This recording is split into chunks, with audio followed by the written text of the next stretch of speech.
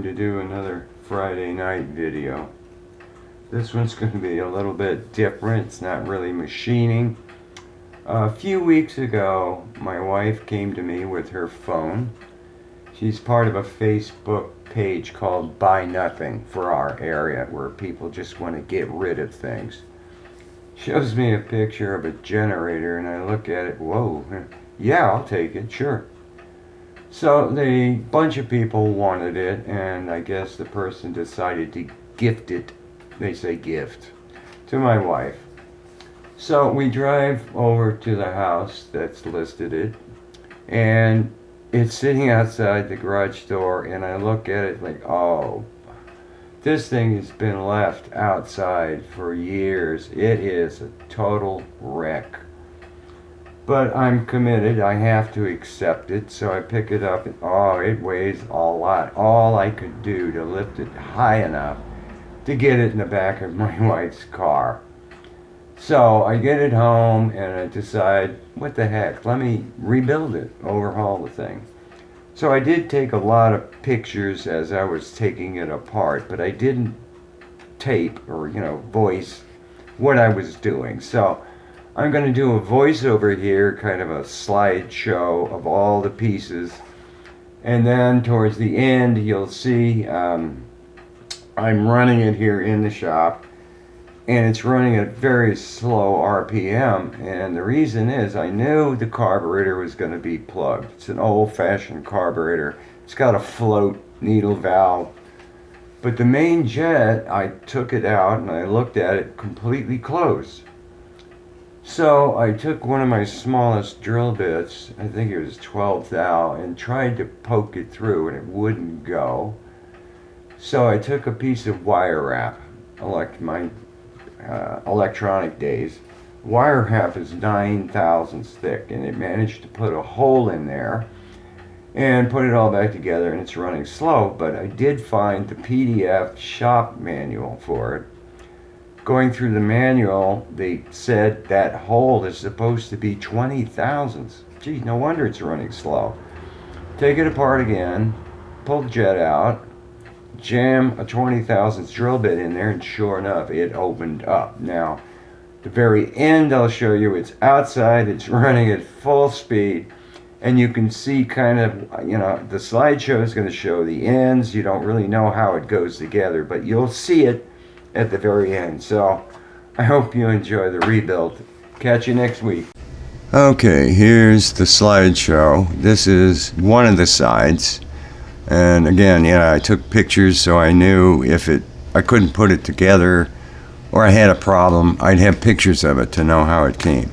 You can see at the bottom here of it, on the inside and the outside, sorta, all the corrosion from rain. I mean, the whole thing was a wreck. And the two side pieces of rubber, black rubber, just pressed on to the edges to dress it up. So, why can't I get the next slide? Next slide. There we go. Another angle of it. You can see the back of the outlet, the AC outlet. Some of the wiring. There's a ground wire on the top left of it. I don't know why there's a ground. This thing has no respect to earth ground at all. So, kind of a dumb thing, but whatever. Here's more. Same piece. You can really see the corrosion inside. When I first pulled the sides, tin sides off of it, this thing was loaded with spider webs, all kinds of junk, like a mouse was up in there, a rat, something making a nest. I had to vacuum, and I finally took it outside and said, just blow it out with compressed air. But, so that's just another picture of it. This is the side of it still installed. You can see more corrosion, but the starter, the rope, you could pull it, but it wouldn't retract, it wouldn't go back in. So I had to pull that whole thing off. I repainted the black part, replaced the rope, rebuilt the spring, all that, greased everything up. But you can see the air filter on the bottom right there. So the carburetor, of course, is right behind it. And all the levers up on the top left control a vacuum valve and a fuel valve. Why they have vacuum, I don't know. This is the top of that end piece, so you can see all the, I was taking pictures of the fuel line. The line with the spring on it is the fuel to the carburetor. The other one is a vacuum line, and they were all rock hard. So there's no way I could pull them off. I had to just literally cut, and then when it was on the bench, take a razor blade, split it to get it off the fitting.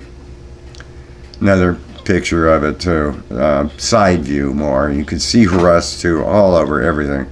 Everything was taken apart, sanded down, repainted to make it look new, look good. Then yeah, here's one of the electrical, and you can see the piece of tape I put in there. That was the fuel line from the fuel tank. It came from the bottom of the tank. It's going into the valve there, which you can't see in the thing. And now this is the other side, and there's the valve. You can see my blue painter's tape on the line going, and that's the valve down there. So that control, there's the spring line, which is the fuel line to the carburetor. The other ones were just vacuum lines for the tank to let air into it. Why you would want to shut it off, I have no idea. And the long one that goes to the left, down and kind of off screen, just went to the bottom of the generator, stuck out the very bottom. That was your air intake. I mean, come on, weird. From a distance, you know, more corrosion and stuff. I used the Dremel tool with a wire brush cup. Managed to clean it up. There was no pitting, nothing. You can see up at the very top the handle that says Honda and the tubes that are above it. That was all the vacuum lines hidden inside the handle, going from one end of the generator to the other. Total stupid nightmare. I don't understand this thing.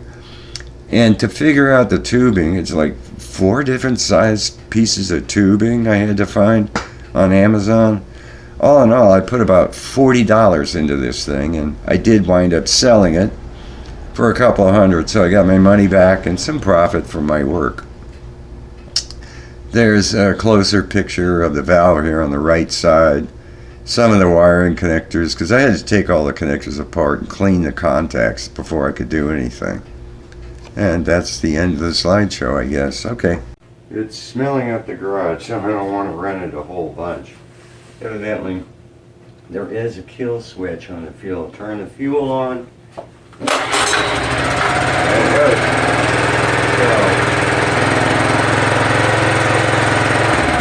Kill it. A lot of work. It still has some adjustments to do. I found a PDF shop manual for it, so I know how to adjust this thing, but pretty rewarding. A lot of work. There it is, still in my pajamas, but 5 o'clock in the morning I'm playing with this thing. It's all back together. There's all kinds of good stuff to it. All cleaned up, repainted, this side, all this good stuff. Alright. And turn the fuel back on.